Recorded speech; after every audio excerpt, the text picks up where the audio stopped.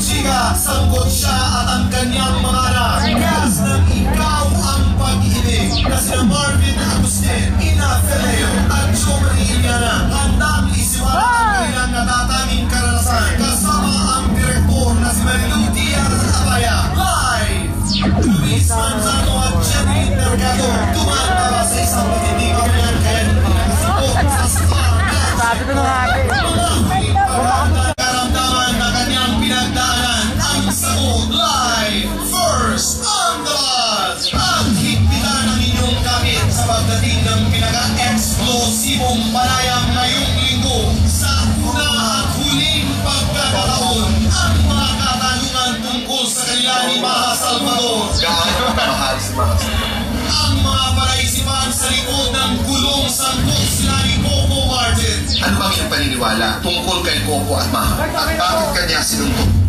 Sasagutin na ng pinakahihintay na boses ng lahat. Pag-ikot namin, siya may ako siya. Mateo Belicelli sa isang exclusive tell-all. Aman! Tutok na sa tiyak pag-uusapan bukas. Bago, totoo at eksplosibo. Ito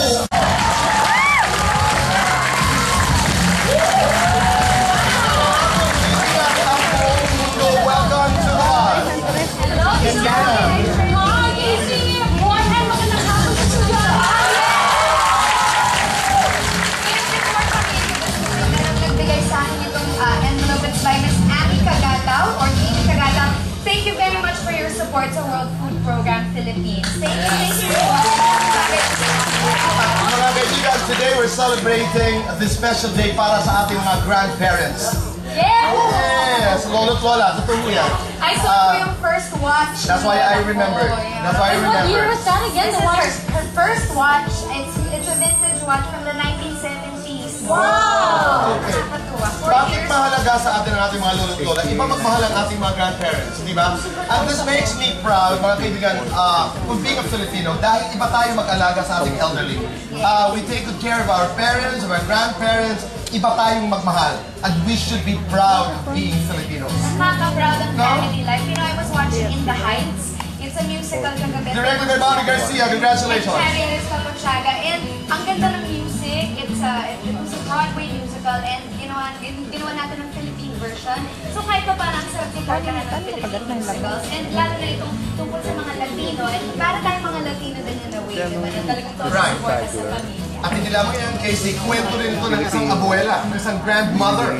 Yung we're talking about In the Heights, so konektado dito sa ating pinag-uusapan. Zone Badings, mga kaibigan, I got a chance to watch it. It's a fantastic movie, panuorin niyo po. And goodbye for soon, Tony, we miss you. We all see you soon. Yes, that's right, Tony. At ngayong araw, mga kaibigan, abay, maraming kaabang-abang ng mga kwento. Malapit na Miss Universe, excited na. Chelsea, if you're watching, I just want to wish you the best of luck. We are so proud. At alam mo, parang malaki talaga ang transition ni Shamsi ngayon. And the fact that Lea Salonga is one of the judges. Yes! Equally proud. Diba? Congratulations. There's another thing about being Filipino. So, mga kaibigan, we really love beauty. Diba? Yung ating dito ay napakalakas sa ating mga puso.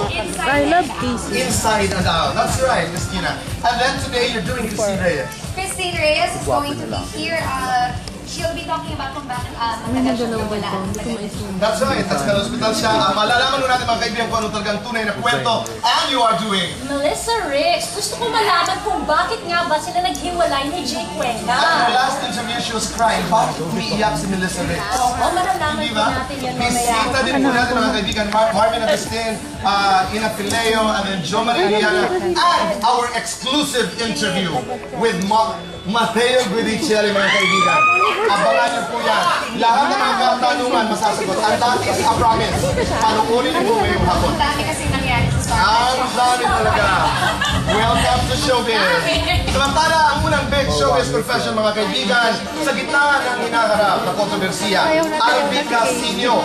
May plano na nga ba ang talikuran ng show business? Ang kanyang mainit na sagot, Pilipinas, buong mundo. Mga lolo, mga lola, mga nanay, mga tatay, panoorin pa natin. Ang balita ng hindi inaasahang pagdadalang tao ni Andy Eigenman. Naging malaking palaisipan kung sino nga ba talaga ang tunay na ama ng kanyang ipinagbubuntis. At noong nakaraang linggo, ikinagulat ng marami ng tuluyan ang pangalanan ni